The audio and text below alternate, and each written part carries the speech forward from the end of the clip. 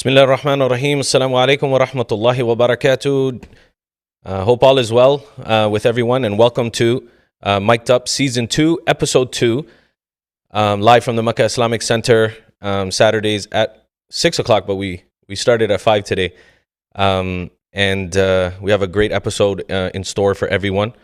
Before we get into all of that, this episode is a highly fragile situation that's happening not only in the world, but happening here in our homeland of Toronto, Scarborough, also Ontario and Canada. So we only found it fit to bring those who are in their seats at Parliament Hill in Ottawa to speak about the uprising of hate crime here in our homeland. So before we get into that, as we always do, we're live on Facebook and YouTube at Mic'd Up 416.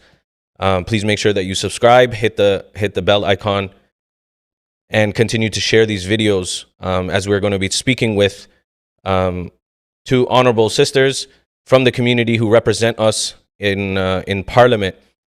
So we're going to be discussing some important facts about that. So we want to make sure that we build the awareness so we can build bridges in the community and spread awareness throughout not only our congregation, but those who feel the same pain that we do and want to make a change. So like this month, we have a sponsor, a great sponsor, Naseeb Transportation, who has sponsored the month of June. You're seeing it on your screen now. Brothers Shakir and Samir Patel from Naseeb Transportation, located in Mississauga. The information's on your screen now. Office number is 905-901-2223, or you can call them directly on their cell phone, 647-993-6786, for all of your transport needs. So Jazakallah to Brother Shakir and Samir Patel from Naseeb Transportation for their generosity, as always. With me, I have Brother Mohsin Patel, rightfully so, when we're dealing with the community and everything involved in the community, whether it's just volunteer work, whether it's charity work, or when it's something like this. We only found it fit to bring Brother Mohsin to the platform, who is a community activist, helps out in the community, volunteers with different organizations as well, but also helping the Sufi Council of Toronto as well as Makkah Islamic Center. So I want to welcome them. Assalamualaikum wa rahmatullah. Wa alaikum salam wa rahmatullahi wa barakatuhu. Brother Omar, Qadri, how are you doing? Alhamdulillah. Thank you very much, Mohsin Bhai, for coming and attending as always. And thank you for all your hard work amongst the community. It's highly recognizable. So I want to thank you for that. Thank you so much for giving this opportunity, because this was a much needed topic, what's going on right now in our community. So 100%, it's a better opportunity to talk on behalf of my community, our community, so we can address to the questions to our local member of parliament, who we select them and send them to Ottawa. So we can ask them questions, we can address them, and we can hear from them what are their thoughts on this topic. Absolutely, absolutely. So without further ado, we have a honorable member of parliament, sister of ours, Baji Salma Zahid, member of parliament. Assalamualaikum, and welcome, Baji, once again to our platform. Thank you very much for coming. Walaikum assalam. Thanks a lot for hosting this event, providing a platform so that our viewers can hear from the elected representatives. We can talk of the issues which are on the mind of the community right now. Absolutely. And I do want to say to the viewers, for those who don't know, our MP, Mrs. Salma Zahid, very involved in the community, someone who is always on the forefront, not only when something has gone wrong, in this case, but also trying to do her best to prevent things from happening and involving community and building bridges. And she's helped out tremendously throughout the years, and that's why she's in a position of authority representing Scarborough as well. So I just want to make sure I put that out there. When the issues arise about the London terror attack, Islamophobia, hate crimes, even so in regards to what's happening overseas, our member of parliament proudly supported what has been happening and is a voice for the community. And I want to commend you and salute you for doing that. And we only found it fit to bring yourself on this platform. So thank you on behalf of our community. We want to thank you for being a voice for us. Thanks a lot. It's an honor and to be the voice of the community in Ottawa.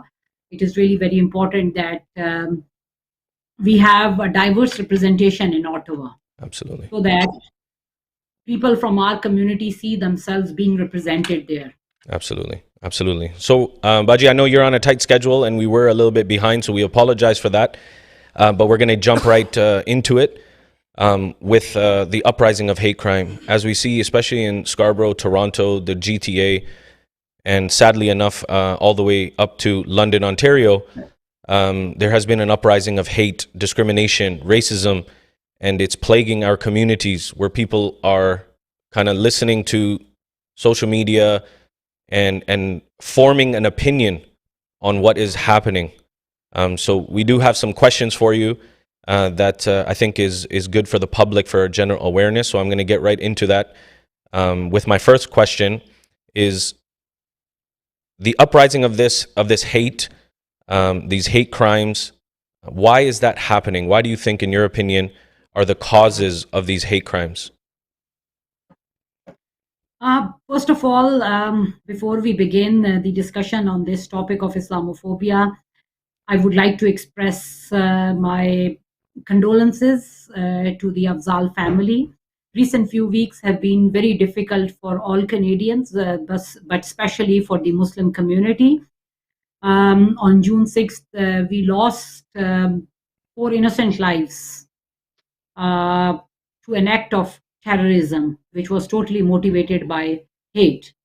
And we are all thinking of our son, brother, friend, the 9-year-old sole survivor of that family, Fayaz. It was very moving funeral we had last weekend in London. Since this incident, I had the opportunity to be there twice, once for the vigil and then one for the funeral. It was really very sad to see those 4 coffins wrapped in Canadian flag, but at the same time, I felt good that communities of all faiths came together to mourn that loss. Islamophobia, we are very lucky, first of all, that we live in a country where diversity is one of the biggest strengths and where there are equal opportunities for everyone. The Charter of Rights and Freedom underlines what it means to be a Canadian. And for me, even before I came to Canada, Charter of Rights and Freedom has been something which I always envied here in Canada. Myself being elected as Member of Parliament in 16 years from coming to Canada speaks of what opportunities are available. So, but at the same time, we all have to recognize, myself as an elected representative, we cannot turn our back. Islamophobia exists here in Canada. And the incidents like this remind us that Islamophobia exists. Hate exists. Although it is within a small minority of people, but incidents like this remind us still. The shooting at the Quebec Mosque, where we lost 6 innocent people, is still fresh in our minds. Absolutely. From 2017. And since then, we have been working on many things to make sure that we can combat Islamophobia. We have come a long way, but still there is a lot more work to be done. And I assure the community that as the elected representatives, I will continue working to make sure that we combat Islamophobia and all forms of hate. Very good. Very good. And I think it's important to highlight what Salma Zahid has been saying in regards to that this is an attack on Islam and is driven by hate. And as soon as it happened, she posted on Facebook a letter and represented the community in saying this is not okay. I do not stand with this. Which leads me to my next question. your response to those who have the ideology from the London attack. So your response to someone who's probably watching this, because you spoke out, because we're speaking out that this is not okay. Your response to the London attack in terms of the hate crime and terrorism, like you mentioned, to those people that probably have the same ideology as that Nathaniel Veltman. See, it's very sad that a 20-year-old heart is filled with so much hate that those 5 people who were going out for a walk in their neighborhood, in their traditional dresses, were not able to make home just because of that hate which was filled in that 20-year-old. So it is really very important that we create awareness among our community members, we create awareness among the broader Canadian community, and try to learn about each other. Right. That is really very important. As Canadians, people from different parts of the world have come to live here. Yes. My neighbors are from different parts of the world. I think it is important that we learn about our neighbors. What I have seen in the last 5.5 years, almost close to 6 years, as an elected representative of Scarborough Centre, that people came here for a better future for their kids. Absolutely. And everyone is struggling hard towards that. And I think those things which divide us are less than what it bind us together. Wow. And that is build a more inclusive Canada. Beautiful. So I think it is really very important to get rid of hate, to learn about each other.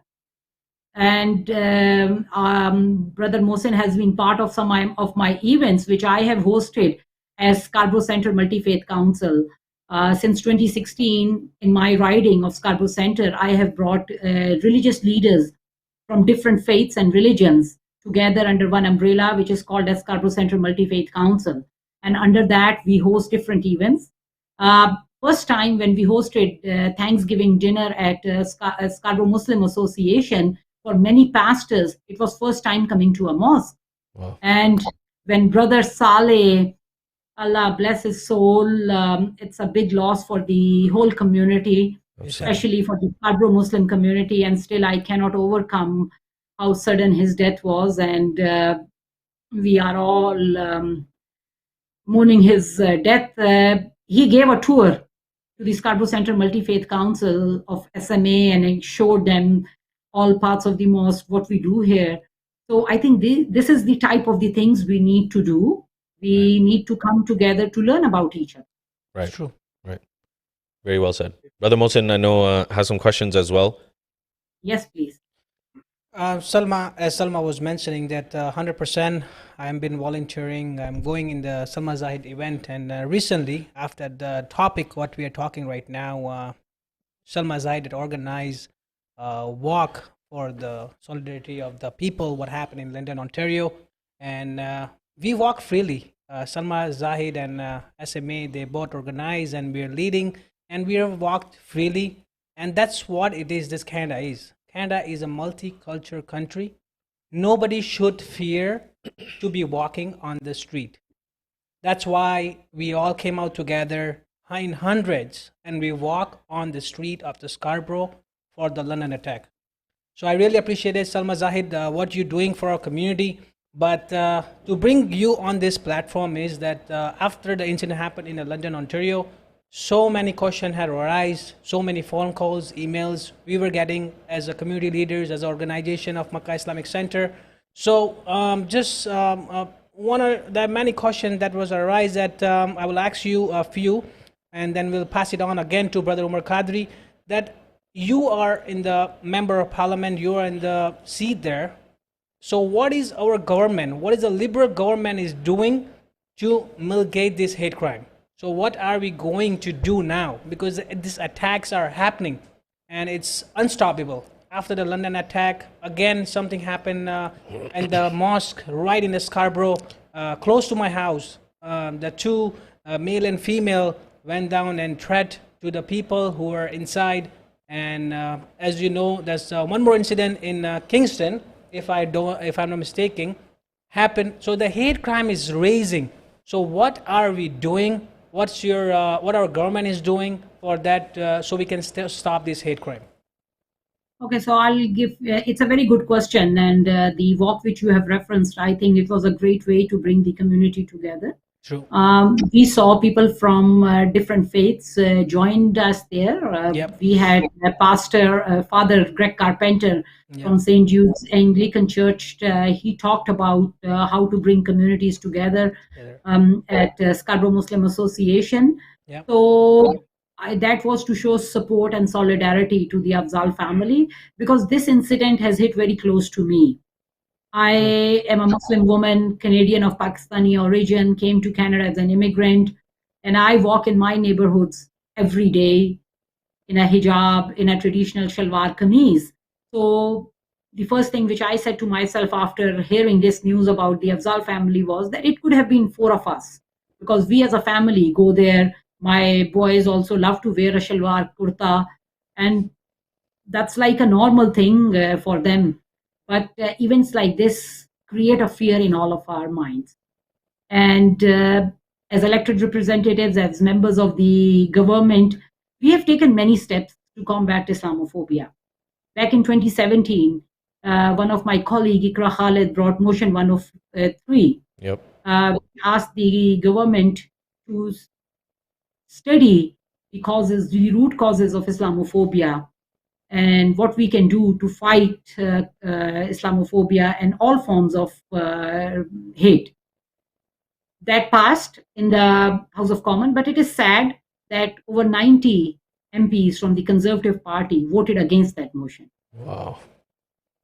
So since then, we have increased funding to the, it is called as SIP funding, which provides funding to religious places to install cameras and other security measures.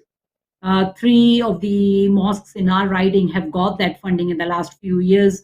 Just this week, Huzaifa Masjid received funding, and previously Scarborough Muslim Association and Al Huda Islamic Center, they received funding under the SIP program. We have increased funding for that.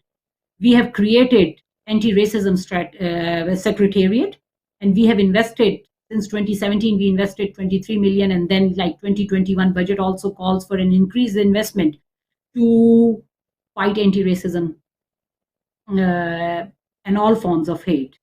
Funding is provided for celebration of different events, right, so that people come together and learn about each other.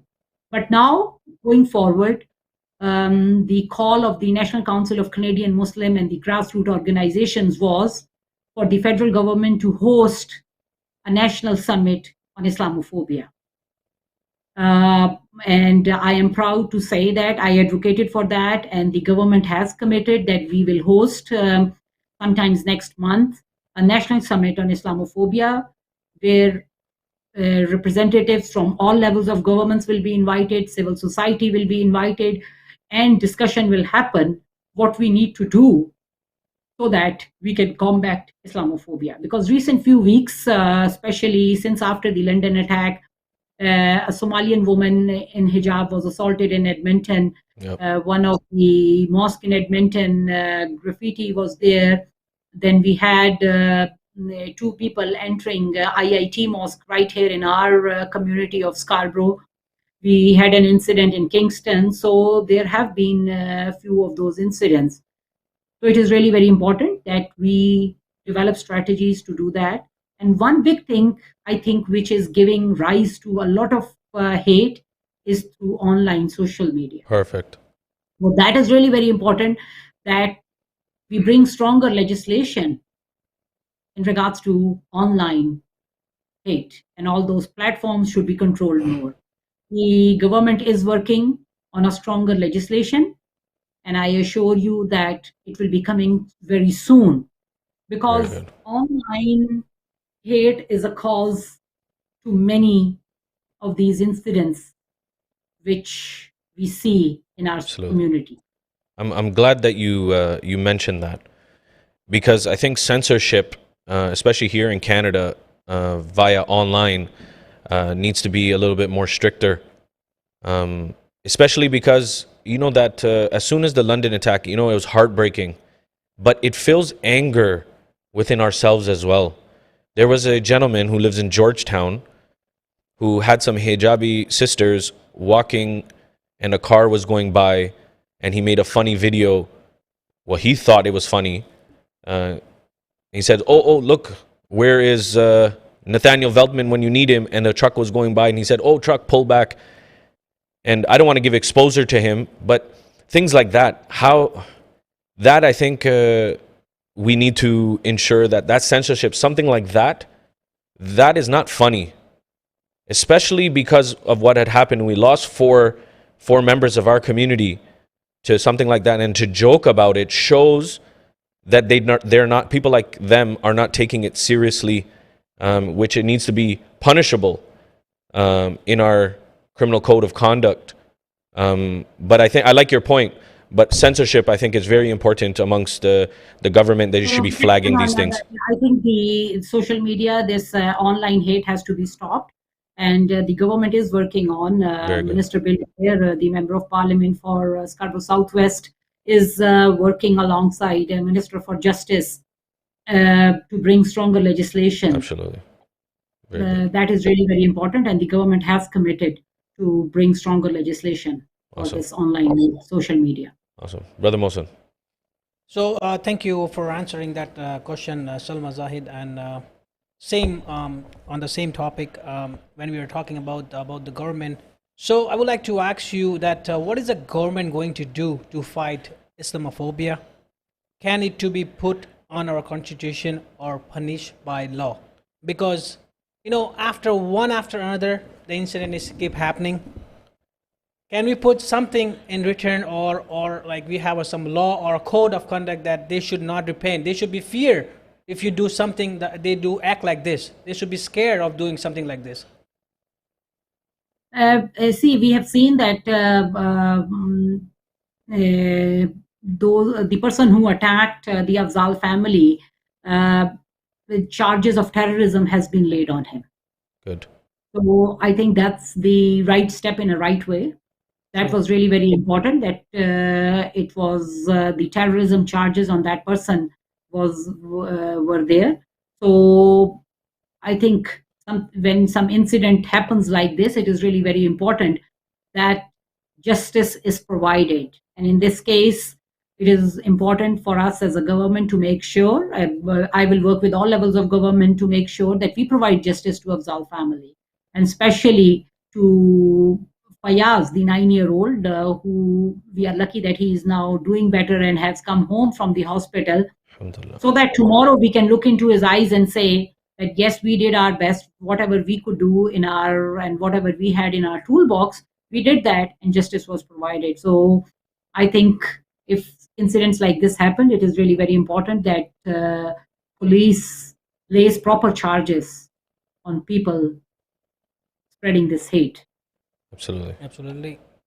So, Salma, Zahid, after going through all these questions, we have sent out the message as well that we're going to be live with Member of Parliament. If anybody has any concern, any questions, you can ask live.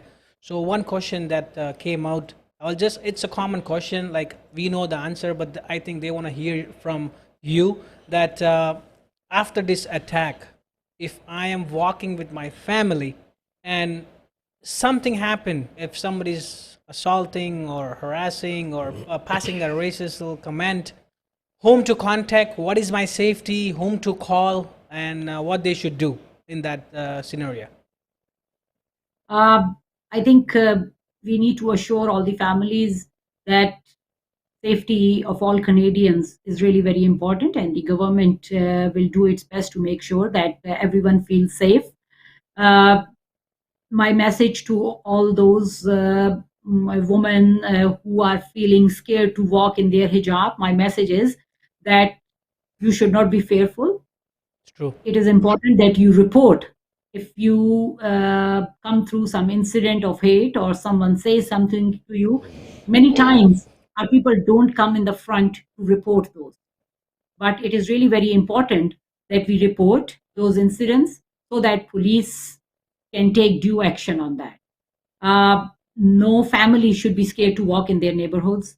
No woman should be scared to drop their hijab wearing girls to a school, and no young woman should be scared to take a TTC wearing a hijab. We are very lucky we live in Canada. I know these incidents do happen and create a lot of fear in our minds, but anything happens, please call 911 immediately. Talk to the police, tell them. And if you can take now everyone has phones where they can take a picture or a video or something of a car, take their car plate number and report it to the police. It is really very important that the government has the appropriate data so that we know. And if these incidents are reported properly, the government will have better tools to take action on that. Very good. Related crimes should be reported. Absolutely. And the government is collecting this data to make sure that we allocate proper resources to that. Absolutely. Just touching on that, I know we talked about coming to Canada or living in Canada, etc. We live freely, openly. What comes to mind is freedom of speech. And in our Charter Rights of Freedom, we have the right to openly speak our opinions, etc. So my question is, if what happened in London was a terrorist attack and the charges were laid under terrorism, if somebody else goes out and speaks in the name of freedom of speech, can we figure out how we can deem that as hate speech? There's a fine line between speaking your mind and being hateful and discriminatory or racist or becoming irrational. So what can we do, or what is the government going to do about moving that black and white area, moving the gray area? Say this is not freedom of speech, this is hate speech. See, freedom of speech is fine, and I think no one of us has any problems with the freedom of speech. If this is Canada, and we are governed by the Charter of Rights and Freedom, which allows everyone to speak what they want to. But at the same time, it should not be, the freedom of speech should not be a hate crime. And we do have to take due notice of the hate crimes. Passing a comment to someone just because they are wearing a hijab or they are wearing a shalwar kurta or they are trying to practice their faith. In Canada, I have seen many times, I also myself along with my family had the opportunity of offering prayers in a park. So if anyone is practicing their religion, which they are allowed to based on the Charter of Rights and Freedom, no one should say anything to them. If anyone is walking in their traditional dresses, if a woman is wearing a hijab, no one has the right to say anything to them. Absolutely. So if something is related to, just because this incident which happened in London is just because they were killed by a man because of the religion they practice, because of the faith, their own faith. So something like this is right away a hate crime, and due action to be taken on that. Absolutely. So in Canada, we are free to practice our religion. We are free to practice our culture and heritage. And we are all proud of that. In Canada, other than the indigenous people, everyone else came from somewhere else. It's a country built on immigrants. Absolutely. I am an immigrant myself. I have been in this country for almost close to 22 years. It has provided me all the opportunities. I know people are really worried after these incidents, but at the same time, there is a lot of hope. Absolutely. For everyone, I think we should see a hopeful future, and let's work together to build a more inclusive Canada. And I think in that, every community member can play their part of making sure that they learn about their neighbors, they learn about, develop friendship with their neighbors, with their friends at work, with their colleagues. And that's how I think we will learn about each other, and we can break those walls of hatred which we have erected around us. Absolutely. Based on religion. Absolutely. And I think if we can see Iftar is a great way to invite our friends. And I have seen some families, I have been a part of that. Some families have hosted an iftar in the street where they have invited all their neighbors from the street to come and celebrate that. Absolutely. I think that's a great way to let others know about why we fast, what we do during the whole day. It will be a good opportunity for our friends also and our neighbors also to learn about us. And Because at the end of the day, every religion teaches us to be good human beings. Of course. No one gives hate. Nope. Absolutely. Every religion teaches us to be good human beings, Absolutely. to live together. It's true. Absolutely. Absolutely. And I think education has a lot to do with that. And, my urge is the leaders in the different faiths. So the imams and the alamas and the pastors, the priests, the rabbis, etc. Like all of the religious leaders, they need to do a better job of educating people about what Islam is, or what Christianity is, or whatever the other religion may be.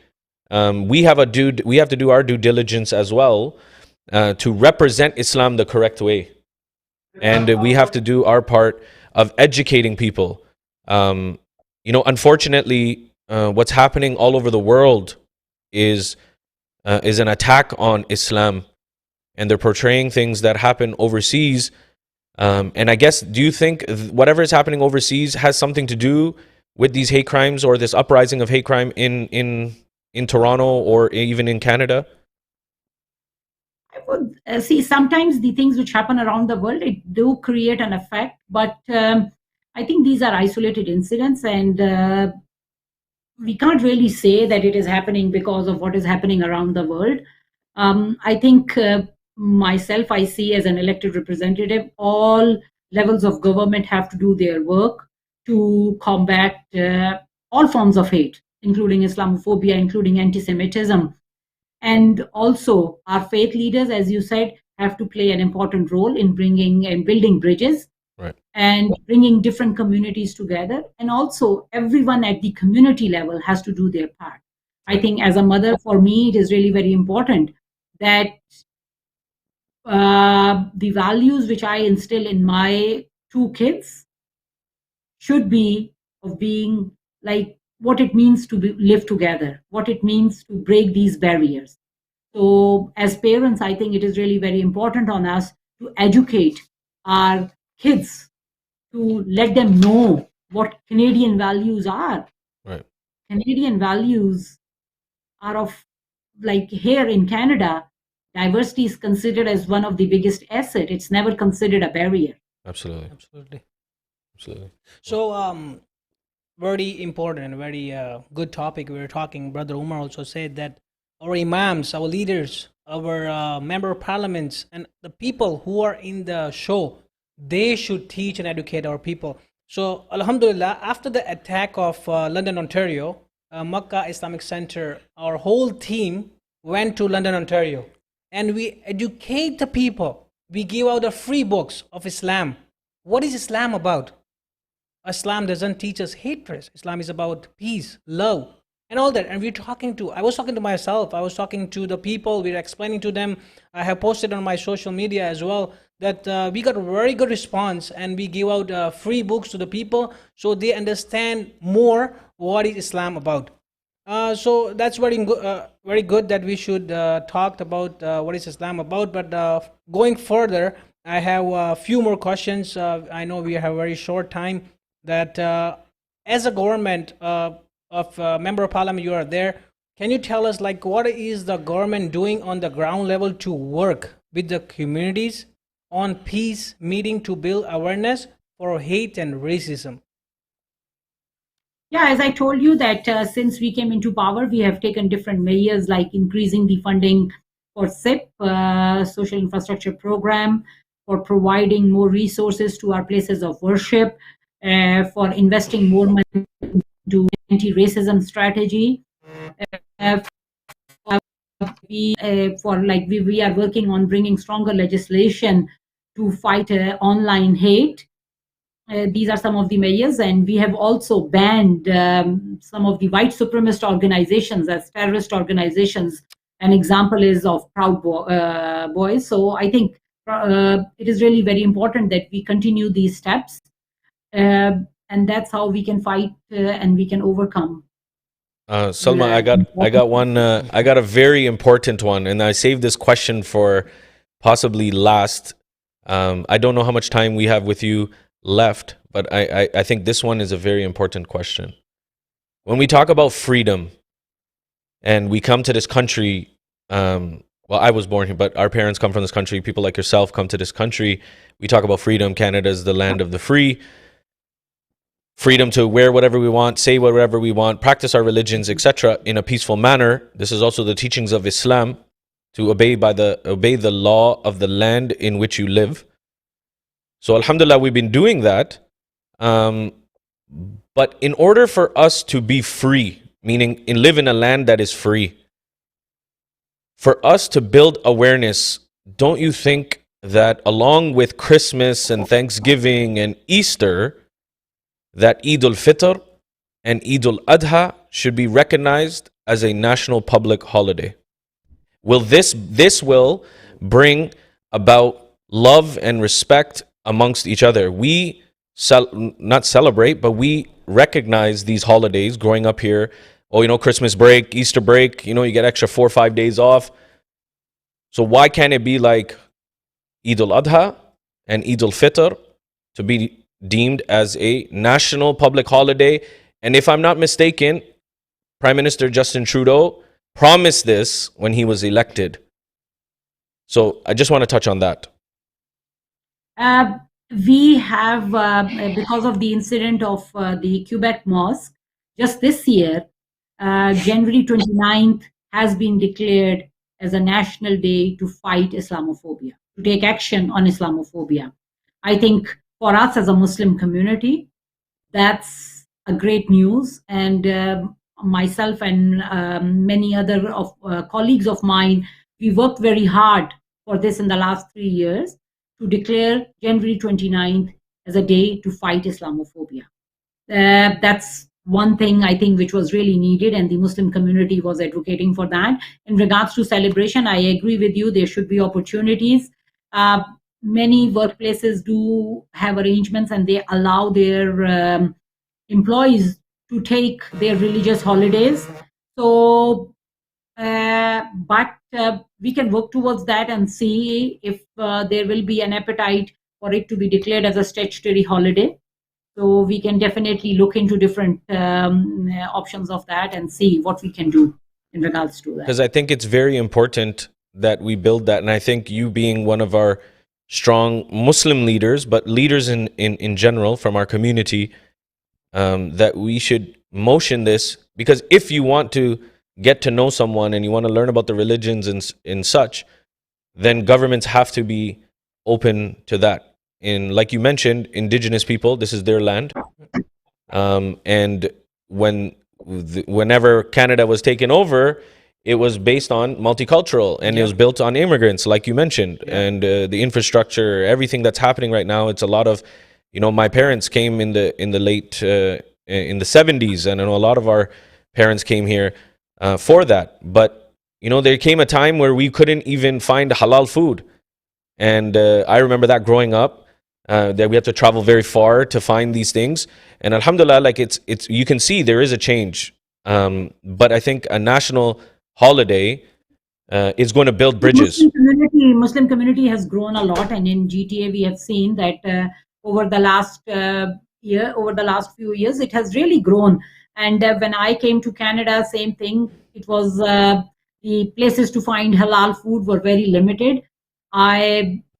Not many places were there in Scarborough, but now we are lucky that, like, I think every major intersection in Scarborough, if you go along Lawrence, like if you drive along Lawrence and my riding from Victoria Park till Bellamy, I think every second shop there is an option to buy halal food. 100%. So we have come a long way. But biryani, samosa, come like a food for I think all parties and all events here in Canada. In my campaign offices, these samosas and shawarmas and biryani is very fast going with all communities. People of all communities enjoy our food. Right. So I think we have come a long way. And as the community grows, we will see more and more of these things, more opportunities for everyone. So let's continue that. And I think as we end, I just want to assure, or my message to everyone is that don't feel scared. This is Canada. This is a land of opportunity. You have an example in me. Salma Zahid, who came to Canada in 1991, can be elected as a member of parliament in 2015, can speak from the House of Common floor wearing a hijab in 2018. I have teared down a lot of walls, and I think everyone can do it. Our message to young girls and women, university students who think that they should not wear a hijab because they will not get equal opportunity here in Canada. My message to them is that don't ever think that. Just you can achieve your dreams wearing a hijab. You can achieve your dreams practicing your religion. There are no barriers for that. So yes, these incidents like London family, what happened with them, do shake us. But I think we can overcome hate, and love will inshallah prevail. Inshallah. I mean, Inshallah. my last question, I think, before Salma goes, how many MPs are there in the Member of Parliament as a Muslim? We know we work with you, and you're representing us with the hijab, and you're the prime example for our ladies out there that you just gave the answer that we should not fear to go on the street if you're wearing hijab or some. But somebody asked me, like, how many Member of Parliaments are there in their House of Commons as a Muslim? Out of 338, I think it's 12 members of parliament who are Muslims in total. So it's a great achievement. I think it was first time in 2015 that this big number of Muslim MPs were elected to the House of Commons. So we are, I think we should all be proud that we have 3 cabinet ministers of Muslim faith. Maryam Monsef, she was nominated as the minister in 2015 by the Prime Minister. She was the first Muslim cabinet minister in Canada. And after that, we saw Ahmed Hussain in cabinet, and now recently Omar Al-Gabra has also entered the cabinet. So we have 3 strong voices of the Muslim faith on the cabinet table, and we have close to 12 MPs of Muslim faith working hard on behalf of all Canadians. That's amazing. Big achievement, and a hearty congratulations to you for all the work that you've been doing. It's highly recognizable. So we want to thank you for your time, for coming out.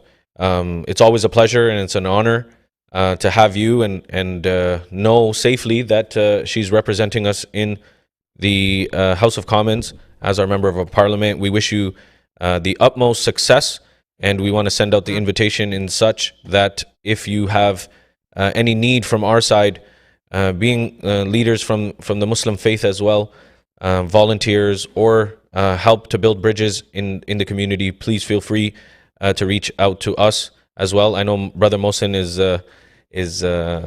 always beside you, and rightfully so. So we just want to send out that invitation as well, that we're always here to support you as long as you are representing us in Ottawa. No, thanks a lot. Thanks to both of you for hosting this event and providing me the opportunities to share with our viewers of what we can do to overcome hate and how we can combat Islamophobia. So let's work together.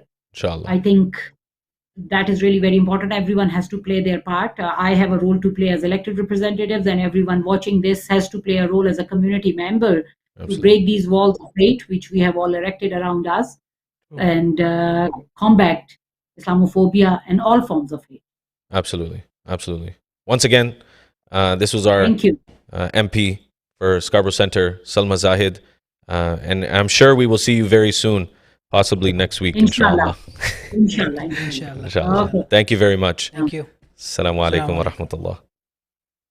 So that was Salma, Zahid. I think we're waiting for Mitzie Hunter, MPP, to come on as well. I think it's very important for the viewers to understand that in order for us to break barriers, we have to be able to understand what those barriers are and work with individuals, work with the community members. And in order to do that, we have to be able to represent Islam the best way. I know Brother Mohsin was talking about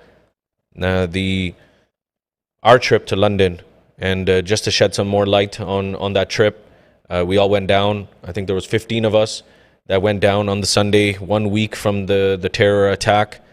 And we discussed with the public that was there. We gave them books, free books on Islam, so misconceptions about Islam, Islam in the light of non-Muslims, and what does non-Muslim say about Islam, all of these things. And education is a big part. And we did that, and we gave out free Qur'ans, English Qur'ans for the public as well. And we got a lot of I guess kudos for that when it happened. So just want to make sure that is the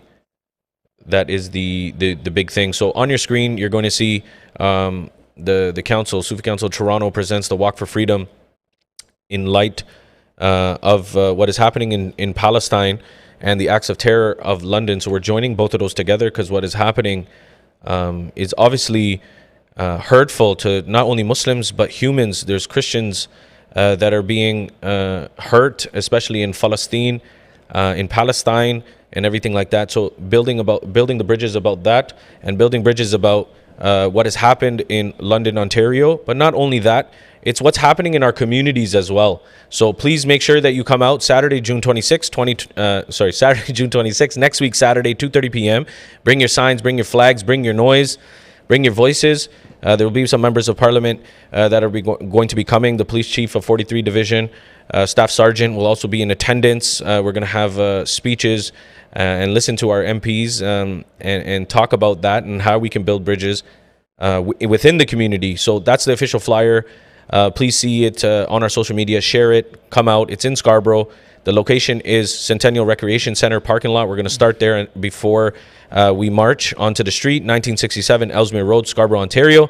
So please make sure that you do come out. And if you have any issues, you can follow us on social media, Sufi Council of TO. And without further ado, I'm going to bring our MPP, the Honorable Mitzie Hunter, and you're seeing her now on your screen. How are you, Mitzie? I'm very well. Thank you so much for having me. Can you hear me? Absolutely, perfectly fine. And it's a pleasure and honor to have you on our podcast.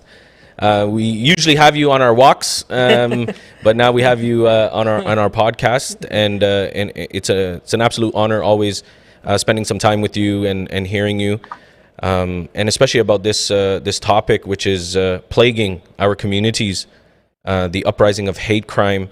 And we see it growing up, especially in Toronto, in Scarborough especially, that it's not just one community, it's a lot of communities, right?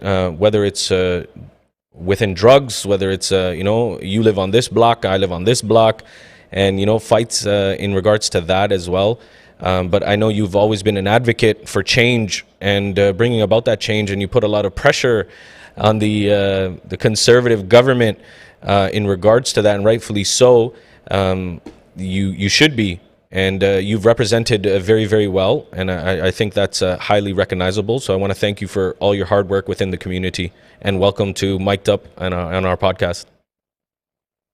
Thank you. I'm actually really excited to be here on Mic'd Up, and I want to say congratulations to you on this very needed platform, so that we can, talk about the issues that impact our local communities and really give voice to them. And it's really, really important, and I appreciate being invited on. It's a pleasure is all ours. And I know the time is very valuable, especially for yourself. So we're going to jump right into it. So we do have some questions, and I think you will definitely shed some light. We had Salma, Zahid just before you. speaking about Islamophobia and stuff like that. But I want to take it into a different direction with yourself, and just about crime in general, hate crime. So we have regular crime but hate crime in specific. If we can talk about maybe kind of the statistics, have we seen so much growth in the sense of hate crime over the years and such? If you can shed some light on that, I think that's important statistically. Yes, we definitely see that hate crime across Canada and in here in Ontario is growing. You know, when you look at Stats Canada does track this by province. And 2019, when we have the latest data from Ontario, there were an increase in 43 incidences in Ontario, and that's a net increase. So we see hate crimes on the rise, and you know, I also want to point to the TDSB has started to track hate incidences, right? Because you know, we have to look at where there are situations that are occurring in our schools, and they've presented their first report on this, and it was quite startling because we see that, you know, incidences of, for instance, anti-Black racism are very, very high. In fact, making up almost 70% of all of the complaints that they've received, and this is concerning. We also, of course, are concerned about the rise of anti-Asian racism during the pandemic. Specifically, the Chinese Canadian National Council in Toronto released a report on that. It found that there were 1,150 cases of racist attacks reported in Canada during the pandemic, and 40% of those reported cases are right here in Ontario. So we need to see further action on these growing problems. My colleague Michael Cotto and Lucille Couillard put forward a bill to address this concern specifically, and we need to see more action to combat hate in our communities, and to recognize that those incidences do occur.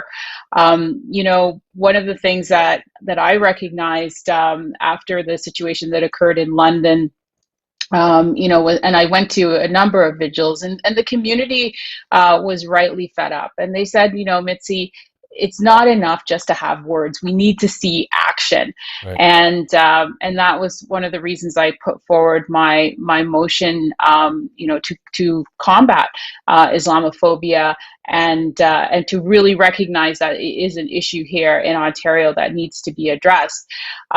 You know, one of the things the broader community might not recognize is that after there is a major incident like what happened in London, you know, we can reflect back on, you know, for instance, Christchurch in New Zealand. You know, hate incidences against Muslim community actually increases. After the New Zealand incident, it increased by 23%. Right. And so, you know, we really need to make sure that when these you know, situations happen, that we really take firm steps to assure the community that you know, that first and foremost that they are safe, and they can go about their lives freely. You know, every Canadian, according to the Charter, has that freedom of movement, freedom of religion, right, sure, freedom of expression. So these are rights that, you know, we hold dear in Canada, and we have to exercise those rights and feel that we are in a safe place, you know, and that we protect and keep those freedoms, and they're available for every Canadian and every Ontarian to enjoy. Absolutely. And I know I've been I do follow you on Twitter and on Facebook and stuff like that, and I know you were very open about Islamophobia. So for those who have not seen it, you can go on Mitzie Hunter's Facebook page, MPP Mitzie Hunter, and there's 3 videos, if I'm not mistaken, where she speaks out on the motion of Islamophobia, and I think that means a lot to the Muslim community. So for those who haven't seen it, we've shared it on our Mic'd Up Facebook And I think that's highly recognizable to see that you are representing indeed the community. Doesn't matter where they come from, and I think that's amazing. And it's sad to see the statistics, like you were mentioning, up 43%, etc. You know, if I may say, like the government, and I know you're putting a lot of pressure on Mr. Ford there, about mitigating these hate crimes and making it punishable by law.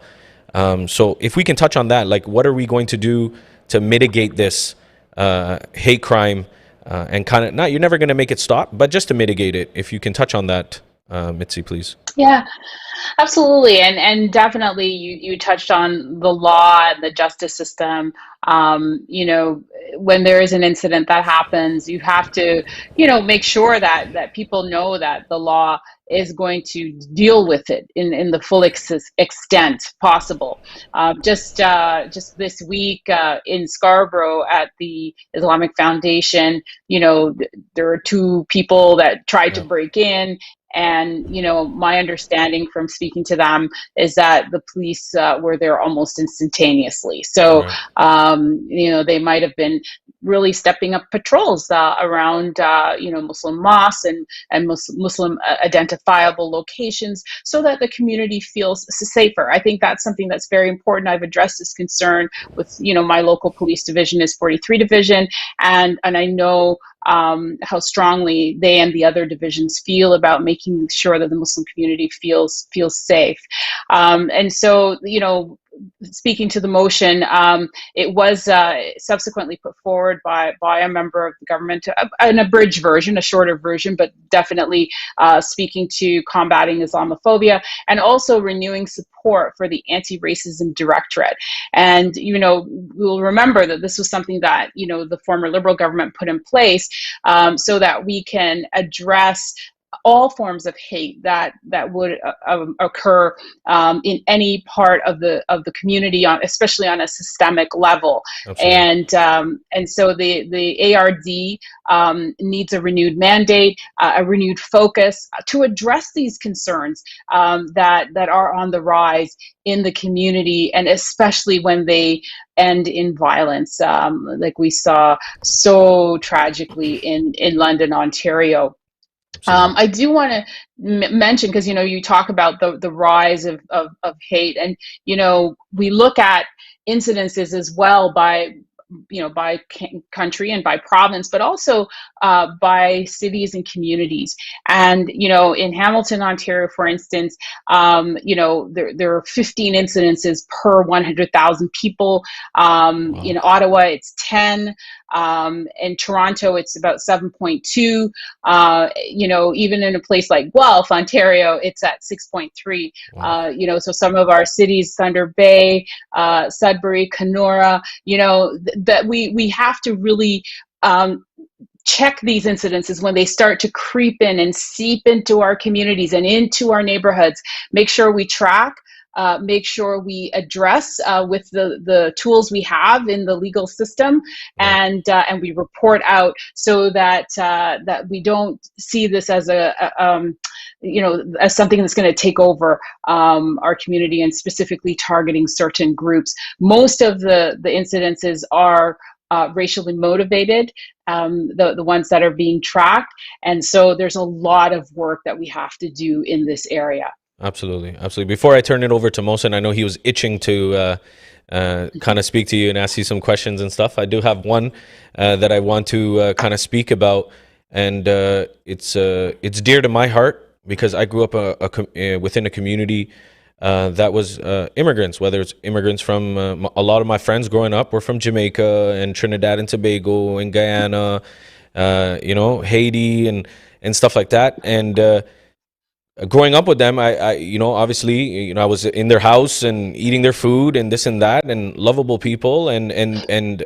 absolutely, like, you know, sometimes when you talk to me and you close your eyes, you probably think I'm speaking patois, but nonetheless, the uprise of the hate crime against our brothers and sisters from the destination or from the countries of like Africa and the Caribbean and this and that. So this Black Lives Matter campaign started. I mean, it stems from America and what had happened to our brothers and sisters in terms of slavery and all of this. And now you can see it here in Canada, which we never thought it would.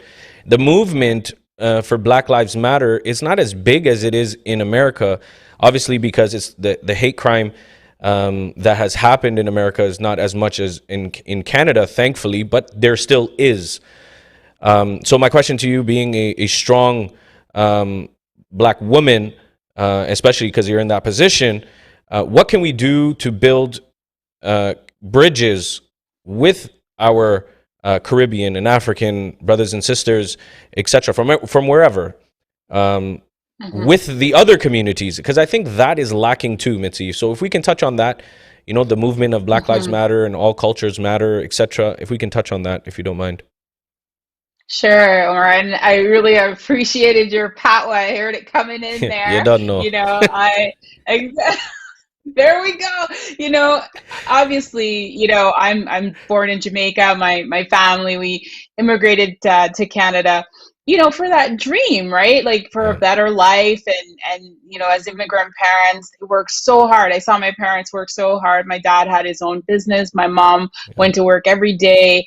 And all of that sacrifice was for us, my brothers and I, so that we can have a better life. Did they ever think that, you know, their daughter would one day, you know, be the MPP, you know, be the first black person, a person of any color really, to be Minister of Education in this province? You know, Amazing. that is something that we have to, you know, celebrate here in Canada and in Ontario.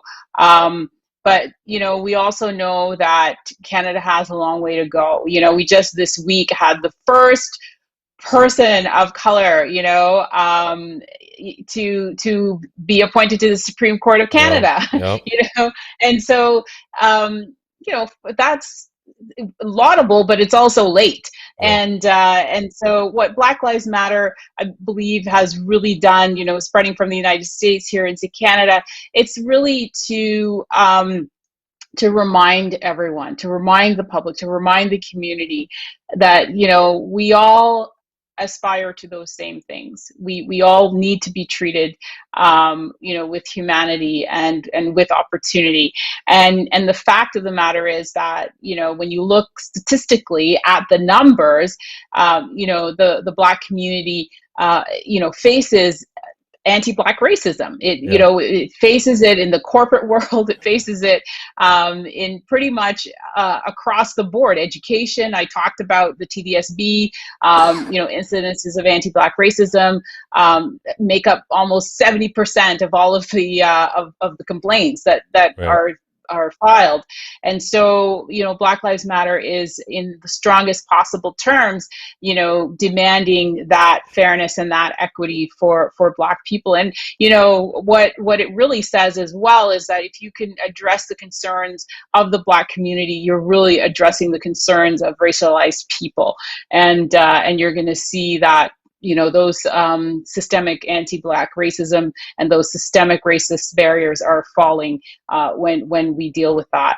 You know, today is a very special day in the United States.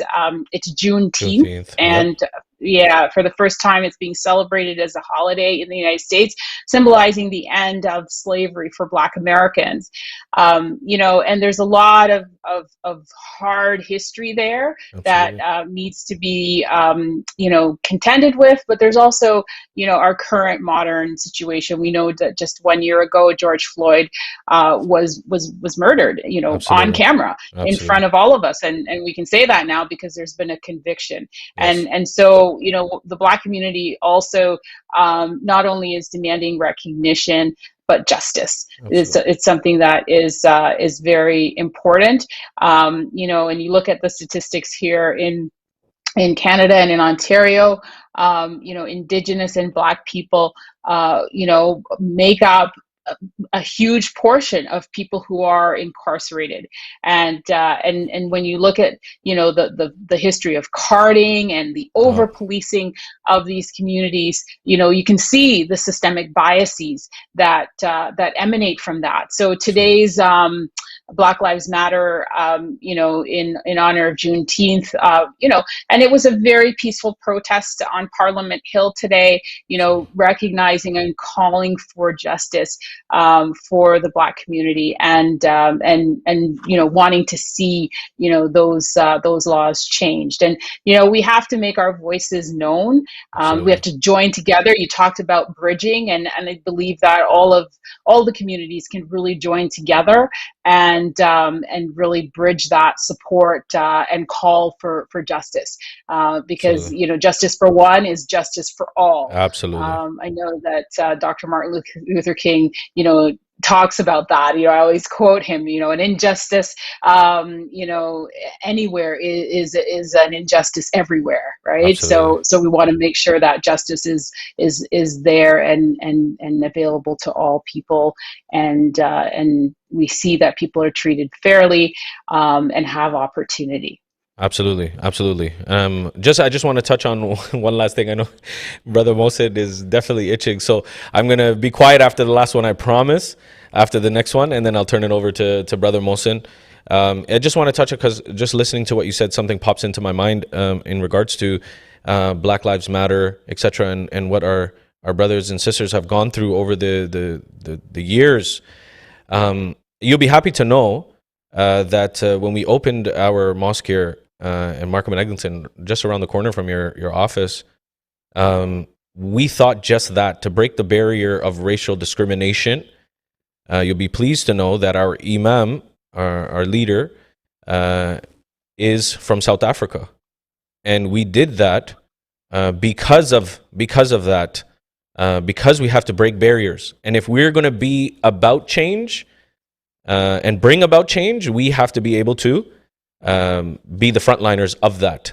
And you'll be happy to know, so since February, our Imam Hamza is also from Africa, and he's doing an amazing job, and we'll bring him around to the office and introduce, because we wanted to do that. And I think more of our communities need to see that, need to do that. So I wanted to bring that up to your attention, just in case you didn't know that we are trying to also build those bridges. I think that's really, really great. And I look forward to meeting Imam Hamza and, making sure that the outreach I do to the Muslim community is reaching him as well. We have a diverse Muslim community Absolutely. in Scarborough. And and it's beautiful to see that bridges are being built in this way and in this fashion. I've been, as I told you, I've been spending a lot of time at vigils and Absolutely. different show of support and solidarity with the Muslim population in light of recent events. I mean, I would do it anyways. It's what I normally do in the community, but right now I know people are hurting, and there's been a traumatizing effect. And one of the things that I heard one of the imams talk about in terms of to comfort the community is that the Holy Quran talks about you combat hate with love. Absolutely. Like that's how you address it. The Islamic faith is about salam. It's about peace. Absolutely. And that's that. Let's take this as a moment of education as well, so that we can share and really spread the true values of this faith, and the kindness and wonderful way that this community embraces family, embraces community, and we all have a common humanity. We all have things that we are aspiring to in common, and there's no need for fear or for prejudice against Muslims. It's not needed. Just get to know your neighbor, and you'll find that there's a friend there. Absolutely. Okay, so he's been waiting quietly, so I'm going to turn it over to Brother Mohsin. who is no stranger to you, by the way. So No, No. Mohsin. How are you, Mitzie? How are you doing? I'm doing very well. It's wonderful to see you. Thank you. We saw last in the walk what happened in London, Ontario. We were walking together Yes. at Abu Bakr Masjid, and I spoke to you that we should do something to get the message out for our people. As my brother Umar was talking to you, and he was saying that I was waiting. I can wait whole day. We are here to get the message out to the people. As a member of parliament, if my brother is talking or I'm talking, same thing. The most important thing is the message is going out to the people. That's the reason we brought you here in our podcast, Mike the Up. So, Mitzi, without further ado, I would like to say thank you so much for your time that you've given us. And there are so many questions, so many emails, and so many phone calls were coming. And we can get answers from best of our ability. But as a member of parliament, our viewers, our community members want to listen to you that the attack happened in London, Ontario. I know you're representing already in the House of Commons, as Brother Omar Qadri has said, and the video is out there if they want to watch 100%. You're talking, but as like, how can we tackle racism in our community? What can we do? How can we tackle the racism in our community? If you can tell in your words to our viewers, please. Okay, well, most of them, whenever you ask me to do something, I always say yes. So Thank you. there was no hesitation for me 100%. to join. Really proud to join, actually, and to be. I've such a respect for the Muslim community, and I see the hard work of everyone, and all the things that you're aspiring to do.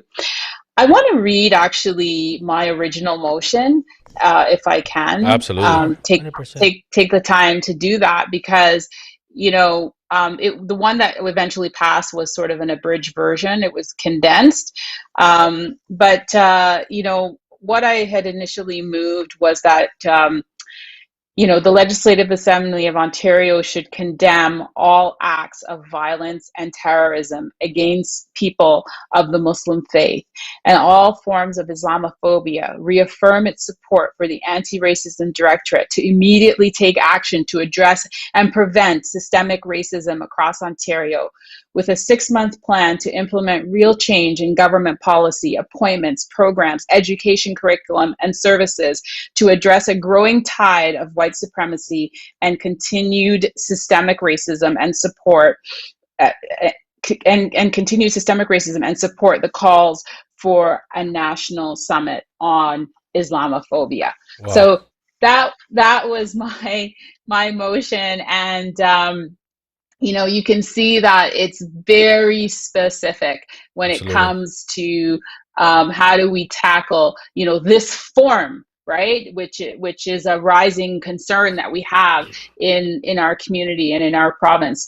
And one of the things that it starts with is that it starts with education. Our system of education needs to be one that is fully inclusive. We need a curriculum that really respects all people and tells the true history. We need to teach the true history of Indigenous. Absolutely. Right? Absolutely. We know what happened in Kamloops just recently, finding a mass grave, a pit really, where 215, little children were buried years ago. We talk at length about anti-Black racism, and this occurs in our school system. We see that, with the data that is being calculated right now. And we need to share the realities of what really happened in Canadian history, and share that in a way that educates the population about being respectful of each other and not repeating the mistakes of the past. So when I was Minister of Education, I recognized that this was a challenge and put forward an education equity action plan that looked at how do we make sure that across all school boards, in all schools, principals, boards of education, that there was training on this type of awareness, right? Cultural awareness, and making sure that the tools were in place. And we also embedded an education equity secretariat with leadership and staffing and resources to follow through on that action plan. That secretariat is still active today and doing that work across our school systems. We also need to recognize that there is a role to play even in media, right? We really see that, right? Because who are our role models? Who do we present? How do we talk about our communities? Are we putting forward people who, wear the hijab or who identify of a certain faith in a positive light, as caring parents and, that sort of thing, so that we really start to see positive and more diverse images across all aspects of media. All institutions across all aspects of government, not just education, but justice. We talked about that. All of the programs in which we administer as governments should have an inclusive lens, and we should be tackling any forms of racism that we see in any of those institutions. So the Anti-Racism Directorate is tasked with that, and that's one of the jobs. If you go online and look for Anti-Racism Directorate of Ontario, you'll see its mandate very clear is about ending systemic racism in Ontario. And then, we can't forget our fundamentals that we all stand on, which is, the Canadian Charter of Rights and Freedoms, as well as the Ontario Human Rights Codes. And these are things that we should really protect and hold dear.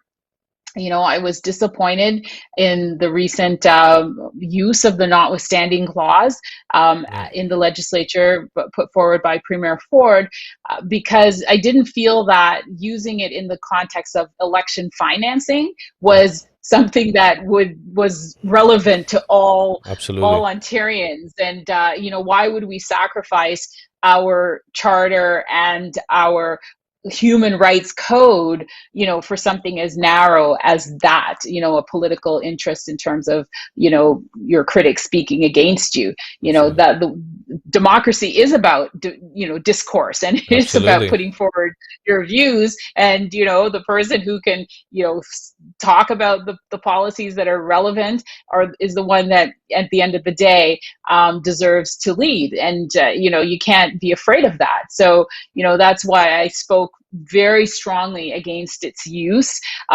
because I did not want to weaken our charter. I did not want to, why would we suspend our human rights? This is something that is given to all of us, and that, it's actually about that most vulnerable person, that person with the smallest voice should be the most protected in our province. And so, making sure that our province continues to do the work, right? What London has taught us is that racism and, Islamophobia is here in Ontario. Yep. And that we do have a challenge. And, the statistics that I put forward, really shows you that, those hate crimes are being monitored, they're being tracked, and they are growing. And so we do have work that we need to do, starting in our education system, but making sure that we root it out across all institutions, all systems of government, and anywhere that it exists in our province. Absolutely. Absolutely. Mitzie, thanks for answering that question as well. But as you know, the terror attack that happened in London, Ontario, we all got shocked, and there was no words to express after this incident. But after that incident, the incident is uprising about the hate crime and racism in Edmonton, as a recent incident happened in our Scarborough at IIT Mosque, as you mentioned. So. Kingston. And even Kingston, yeah. So it's upgoing. It's every other day we are listening about the hate crime. The people are, I don't know what's happening. I think the social media or something is happening. So what are your thoughts on all that? Because as a community members, when this hate crime uprising, and as our community leaders, people are calling us and questioning us that because of in the pandemic, what they can do is only they can go out and walk with their family. So now they are scared to do that too, because the incident is keep going high and high and high. So what, as a member of parliament, what are your thoughts? What are the governments doing? If you can answer to our viewers, please. Well, I want to say to the viewers that don't be afraid. Continue your evening walks. Continue to, live fully in the community that you call home.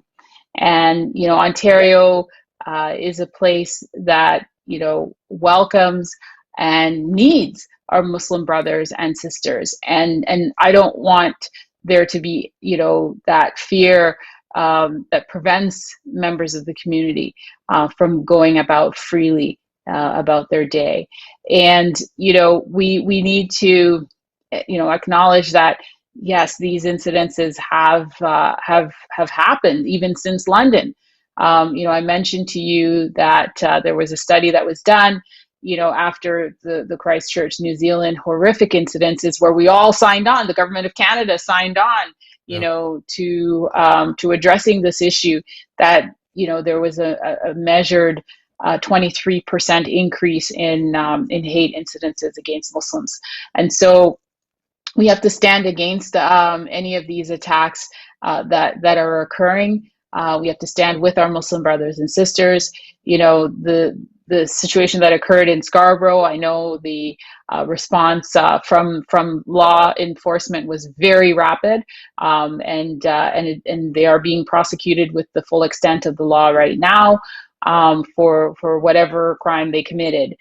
Unfortunately, there was another incident that occurred in the Ismaili Muslim community. I believe it was a mosque that was defamed with a graffiti, a swastika graffiti. And those actions are to be condemned, and the Muslim community should not be intimidated in any way. And the rights and the privileges and the freedoms that you have in Canada and in Ontario, guarantees you that you can practice your faith freely here, that you are in a free society, and to be respected.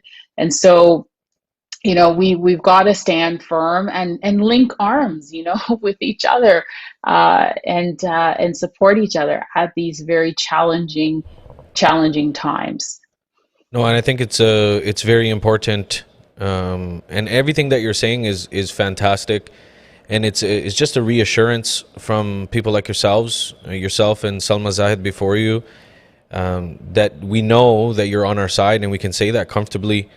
I know you touched on Mitzie in regards to the education. Omar, can I say one quick thing just about these incidences of intimidation? One of the things that I've noticed as well is the sisters, right? Because the Muslim women, those who choose to wear the hijab or other face coverings or expressions of their faith,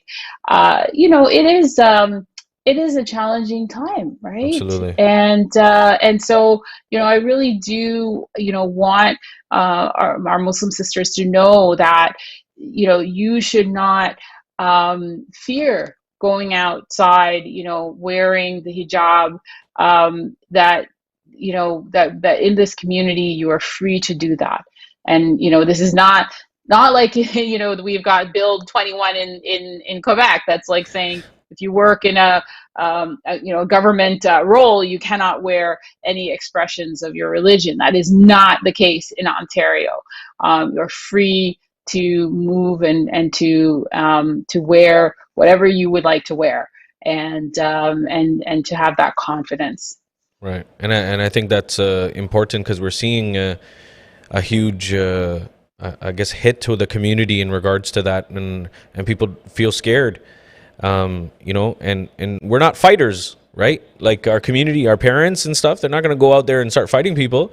You know, and they get nervous because when they see this, and like what Mohsin was saying, it was like 4 in a row within a span of 2 weeks, and that's that's not normal for Canada, and especially out of 3 of them, it's in Ontario.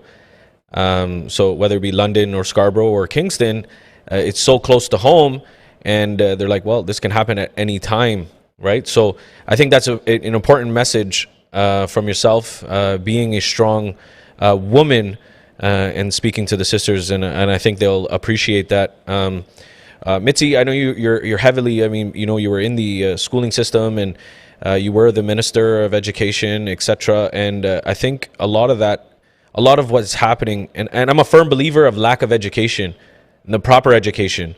You know, so if we don't educate our children the correct way, with the right material, with the right teachers, with the, you know, the right funding as well, because I know that's a huge topic of the cuts that has been happening.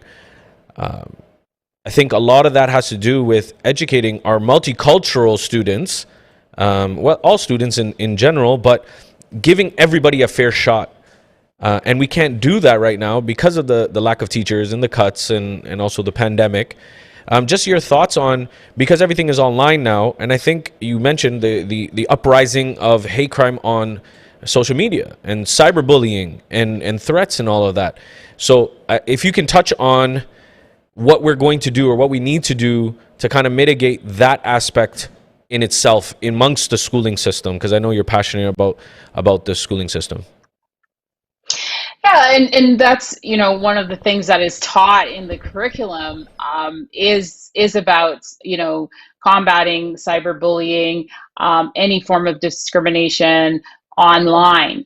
You know, one of the things that happened when I was Minister of Education, you know, there was a situation with discrimination online, you know, a posting by a teacher that was, you know, it was anti-Muslim sentiments in the post, and you know, and there was a very strong uproar in the community from parents. I had parents come into my office, into my boardroom, you know, speaking about how hurt they were by this incident and the issues that they were facing of Islamophobia. And there was other concerns as well within the York Region District School Board. And, you know, I remember thinking that our schools must be safe for all students, because, you know, think about how, you know, this is their place, you know, where they learn. And you know, I felt that, you know, we should not have any tolerance for hate, discrimination, you know, of any kind in our school system, and really stood firm with that. And you know, there were a number of things that were changed as a result of the situation that had occurred within that school board. And you know, what I do know is that you know, this is a growing problem when it comes to cyberbullying and online bullying. It's a platform where people sort of sit behind the screen. You know, no one really knows who they are, and they sort of do and say whatever they want. And we've got to take a stand against that. I know Minister Blair, MP Salma Zahid are addressing this at the federal level. Very important that that's done, and the province as well. We need to do our part, and certainly when it comes to you know, having policies and programs within schools and across all of our institutions, that we need to make sure that we address this rising concern, and really teach us once again within the education system that this is not allowed. Bullying of any sort is not allowed, and it's not going to be tolerated in any form, including online. Absolutely. I think you have one last question, and then I'll ask my final question, very important one for Mitzie, that I'm saving for her. Okay. Yeah, Mitzie. So as we're talking about how we can build the bridges to the community. So how are we going to build the bridges in our community to get out of this fear and all that? How can we get back together, and the hatred should be not there, and because it's a multicultural country, as you know, everybody has a right to equally So how are we gonna do this? How we gonna be building these bridges in our community? Yeah, and I think that, we have to have that intention, right? To build those bridges. We have a great country. We've got, strong values here in Canada, in Ontario, as upheld by our charter, as upheld by our human rights code. At the same time, we have to defend it. We can't let it be weakened in any Absolutely. way, and we do have to defend those inalienable rights, those rights that are available to all of us. And just this week, I believe it's Bill 215 was passed federally for the UN Declaration for the Rights of Indigenous Peoples. And you really think about that, and just what that means, and it means that Indigenous people have a right to be treated with respect, and Absolutely. to be supported, right? Yep. And this is, finally here in Canada, we finally signed on to that. And so, those are some of the ways, and I know communities that have had sort of historic wrongs, the Indigenous peoples, Black Canadians, people who are facing, current challenges, the Muslim population, the Asian population, with the rising, discrimination that we're seeing against Asian Canadians, that we really need to recognize the humanity that is in each and every person, Yeah. and that Absolutely. we're not so different, that we are one community, we're one Ontario, and fight against those that will divide us. And 100%. really, we see the extremists, right? There's a lot of extremists. Some of them are hidden online, but some of them are sort of, right in your face, Yes. Absolutely. and believing, that for some reason they're superior, or that, they want to be ahead, or that sort of thing. And there's room for all of us, right? Why not Absolutely. expand the pie? Right? It's a province and a country that has so much room to grow. We are actually going to be depending on new arrivals here, just like my family did back in the 70s, right? With that Absolutely. wave of immigration, and worked very hard and contributed to this Absolutely. country. Absolutely. What actually drives our GDP and our economic growth is immigration, Absolutely. right? That's how we'll fulfill our labor market needs. And 100%. so, it's not just people coming here to work, it's also people coming here to form community, Absolutely. and to build a life, right? So we need Absolutely. to be a welcoming and an inclusive place always for all people, Absolutely. right? And some of the institutions, like our public education system, public libraries, recreation centers, fields where we play cricket or basketball, or learn to swim.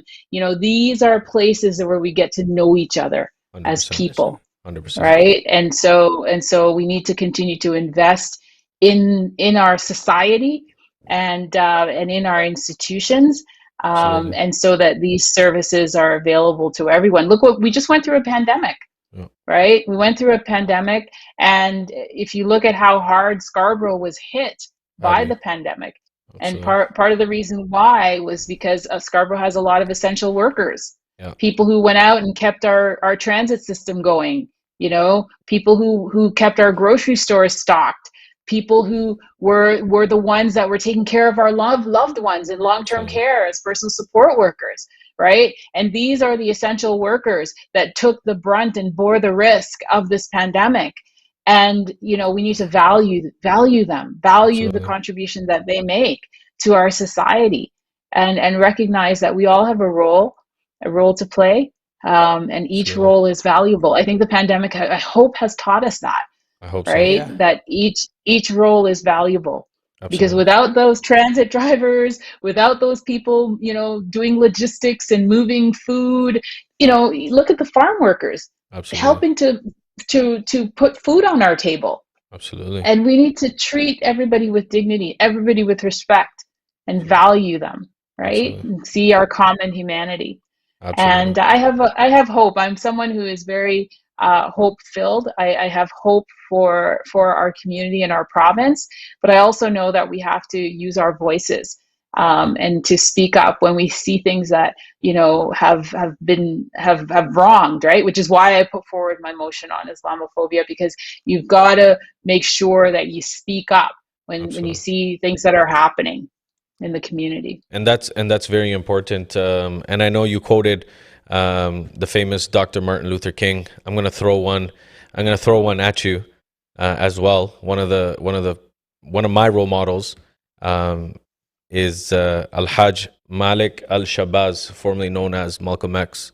And I'm gonna read out a quote to tie in what you just said. "I'm not a racist. I'm against every form of racism and segregation, every form of discrimination. I believe in human beings and that all human beings should be respected as such, regardless of their color." Malcolm X. And I think over the years it was different because of what he felt, but towards the end, he really saw the light and that we got to work together and not against each other. And I think that's very important. So my last question, and then I promise I'll let you go, is within your final remarks as well. You can kind of tie it in and stuff. When are we going to see you as the Premier of Ontario? Omar. Very soon. Very soon. Very soon. Simple. You know what? It's interesting, right?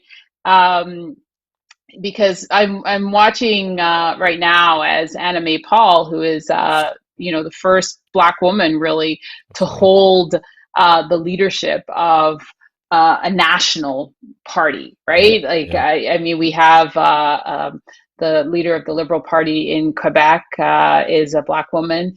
And so we've seen, Black women like myself. I was the first Black woman to run to lead a major party in Ontario. Yep. And, it's important that we really show the range of leadership that's possible. Absolutely. When I was education minister, I would go into a school every week. And I went into the school because I wanted to see how our students were learning, how, teachers and educators were doing in the schools. But I also know that when students see someone who looks like them, or, that they can relate to, amazing, that it opens up their vision of what is possible for their future. And I would always say to young people is, if you can see me, you can be me. Wow. And it's something that is really important. It's important that, maybe one day there will be, a young Muslim woman that steps into the role of Prime Minister of Canada, right? That's the country that we have, inshallah. Yes, that's the country that we have, where all is possible. And it can only happen if we don't get discouraged. And I know that the community has gone through a lot. You're still fighting, and you're still working hard. Continue to work hard, and know that you have the support. You have my support as I'm an MPP right now, elected in Scarborough. You have my support. I'll always speak up on behalf of the community. I will always speak against hate of any kind, against any person. I believe in respecting the humanity in all of us. And my final remarks, I'm going to leave you with another, well, not quite a prophet, but he could have been. But Bob Marley wrote the song of the millennium in the last millennium. And, he said, one love, absolutely, one heart. And let's get together and feel all right. So absolutely. I just I send that love through to all of our listeners and those watching, and I thank you so much, both of you, for having me on in this forum. And you've been obviously some people look at members of parliament, they're too busy for us and this and that. So you've never done that, and from us and our congregation, we're always here to support you. I was on the phone on your campaign calling people, vote Mitzie Hunter, vote Mitzie Hunter, vote Mitzie. So anything that we can do to help, we're right around the corner from you at Markham and Eglinton, and I know Mohsin's always with you as well. He sent me to knock the doors. I told him, I said, you got to go knock doors for Mitzie. We need Mitzie as the premier. So yes, and you know, it's important that we do that, right? We have an election coming up in 2022, and you got to vote for the person you want to represent you. That's what you have to do. So really, really important that everyone engages in that process. It's part of our rights here in Canada, right? Absolutely. And so I just want to thank you from the bottom of our hearts for always supporting the community, not just the Muslim community, but the community in its whole. So we're about to change along with you. Our visions are aligned. So anything you need from us to kind of help you and your campaign and your mission, we're always here to support. And I don't know if you got the invitation for next week Saturday, but I do want you to come and speak. If you can, that'd be, I think, empowering, because we're bringing the Muslim sisters out and we're putting them on the front line. And as a leader, a woman, we need your voice, especially face to face. For those who haven't seen this podcast or are not going to see it, we'll see you in person and see how great of an individual you are, and how much heart comes into your voice, and we can see that. So I really do appreciate you. Thank you. Well, you know, Sufi Council will know that I come out to the walks all the time, and I'm always happy to do that, and I will definitely try to be there, inshallah, on Saturday, and anything, you know, to support our sisters. You know, like I just know. I know the concern. I've talked to them right now, and anything I can do to just you know, to walk with them, join arms, I will do that and support the community. So I really want to say thank you, Mike Duff, and I wish you all the best in this forum, and I hope it just does well, you know. Big it up. Look, big it up. Look, we want Mitzie as a premier. It's on the right screen. There. There you go. Right there. So Mitzie, people love you. It's right there. And listen, we got to chill one day and maybe listen to some Sizzla or something like that. So I still remember my roots from back in the day. So once again, thank you very much. We won't hold you. I know you got a busy schedule. Just know that we're with you, and we appreciate you a lot. So thank you once again. Thank you. Jazakallah. That was Mitzie Hunter.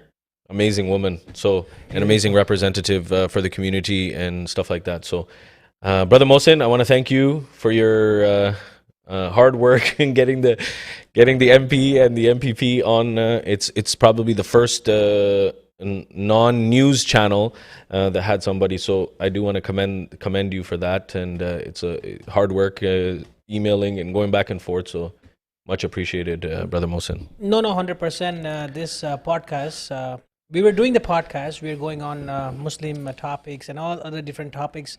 But the incident happened right now. So this topic was much needed. You and me and sit here and talk to people whole day long.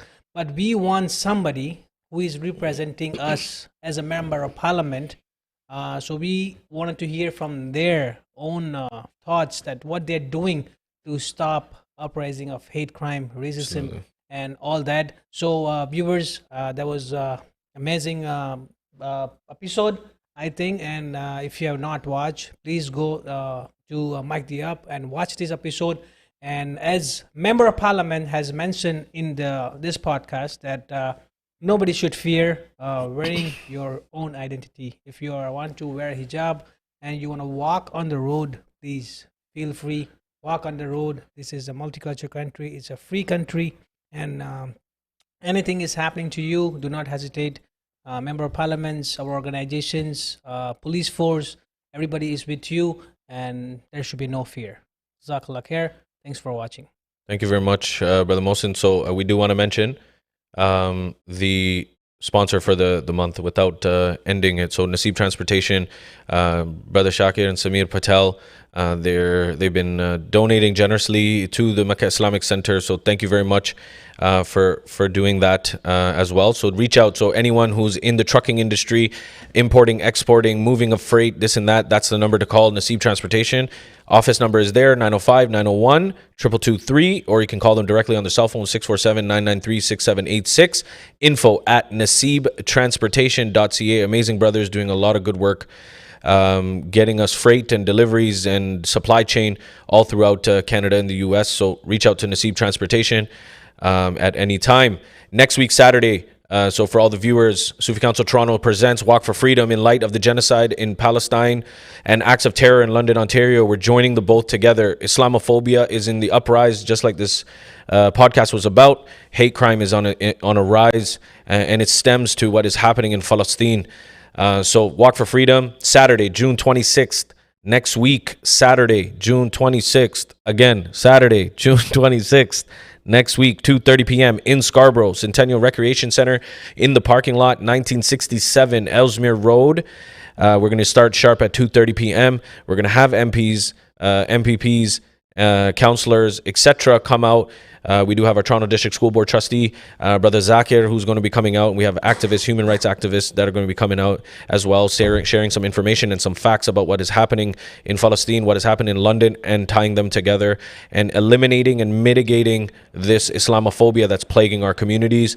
For more information, you can reach us at Sufi Council TO on all of the social media platforms.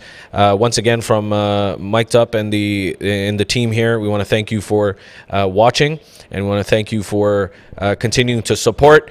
Follow us on Instagram at Mic'd Up 416 or YouTube Mic'd Up 416, Facebook Mic'd Up 416. Like, subscribe, share, follow, and then there's more to come next week because of the podcast. Because of the rally, there won't be a podcast, and we'll continue on the following weekend. Until we meet again, continue to share, follow, and subscribe. Wassalamualaikum wa rahmatullahi wa barakatuh.